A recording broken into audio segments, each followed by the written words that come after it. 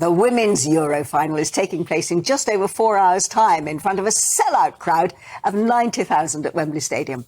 Now, the event is expected to be the most watched event of the year, with a record-breaking 19.5 million viewers, along with nearly 5 million viewers who are going to be watching from pubs and bars and restaurants. And not just watching, they're also tipped to spend about £46 million while they're drinking up to nearly 9 million pints. And they won't all be beer either, because there'll be a lot of young girls watching those things as well. And I'm joined now by Janie Frampton. She's a former referee and a FIFA instructor. Jamie, you must be absolutely thrilled at the way women's football is now getting the profile and the attention and the support that it's getting. Good afternoon, Angela. Yes, of course. It's amazing to see it. And just hearing you say that we could top 19.5 million viewers this afternoon, it's phenomenal. I remember the first game that actually had 1 million viewers. I happen to be the referee, but I can remember that we topped 1 million, and now we're talking of 19 million. It's phenomenal.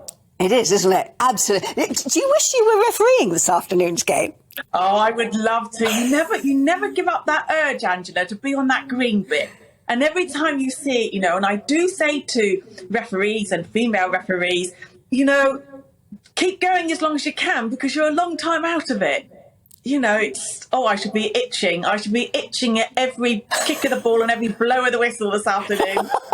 So you'll be watching at home on the telly, blowing your own whistle, I take it. Now, look, you must have been asked this dozens and dozens of times before, but when you started refereeing, I mean, at the time, it would be only men's games when you were doing it professionally, wouldn't it? What was the reaction to you as a woman, and how did you overcome any of what must have been prejudice? Oh, my goodness, there was so much prejudice. Wendy was the first woman that came through the men's professional game, and I was the second. But, we look back and think, they didn't want us then, Angela. They didn't want women in the game, and they weren't ready for us. So, we had a sort of structure at the top end of women's football, but of course, we had to do men's football. It's the only way we could get promoted. And the barriers were just huge and pretty horrendous when you look back. My name disappearing off of promotion lists, saying I had to be held back for another year, even though I met the criteria, and my male counterparts with the lower merit table than me were being promoted. They just didn't want us. But to see how it's developed now, and we're still not there. We've still got a lot of work to do. But my goodness gracious, look how far it's come. Yeah, and you're getting there. Now, the thing is, of course, that you've got a lot of men who are now watching the football, and the guys I've spoken to say they love it, because it's a slightly different game, because, the women are a bit more technical. They're certainly lighter on their feet when they're running around the field. But also, as a ref, have you noticed that the atmosphere in the stadium has changed? I mean, you've got dads who are very proud of their daughters, brothers, boyfriends, blokes who've been really staunch football fans watching the women's game. But it's changed the atmosphere in the stadium as well, hasn't it? Oh, definitely. And if you look at it now, a lot of people say to me, look, I'm taking my children to a women's game for their first live game because I want them to have a really positive experience. And it is. And you're right. Technically, it's different. Women don't have the same strength and stamina as men. We know that. We don't have the same physiology. But women are technically often much better because they play far more ball to feet. And it's a far more interesting game with far more touches to the ball. And can I just say, Angela, they don't roll around like they've been shot when they've been touched. So they're very honest. And if a girl does go down to ground, it's because she's hurt.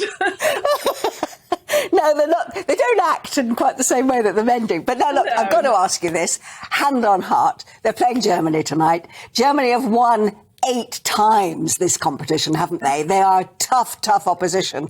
I'm sure your heart says England are going to win, but what does your head say? Well, yes, of course, my heart says it's a win for England tonight.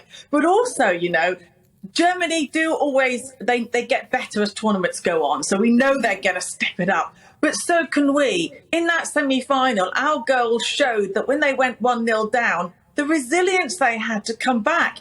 And let's always remember, when they put these stats out, it's not the same team. you know, those 8 times that they've beaten us, it's not the same team. So who's going to win tonight? A different... Who's going to win tonight?